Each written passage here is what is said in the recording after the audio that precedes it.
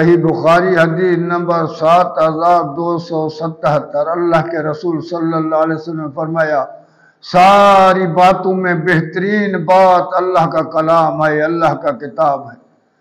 اس کے بعد سب سے بہترین راستہ، ہدایت والا راستہ، وہ میرا طریقہ ہے، میری سنت ہے، جو میں نے کہا وہی راستہ، میری تابع داری کرنے والا راستہ، وہ ہدایت والا راستہ بہترین راستہ ہے۔ اور اس کے سوا ہر نئی بات نکالنے والا وہ گمراہی ہے، اور ہر گمراہی جہنم میں لے کر جائے گی۔ تو بہترین یہی ہے کہ میری بات کو مانو، کیونکہ اللہ کا حکم ہر حالت میں آنے والا ہے۔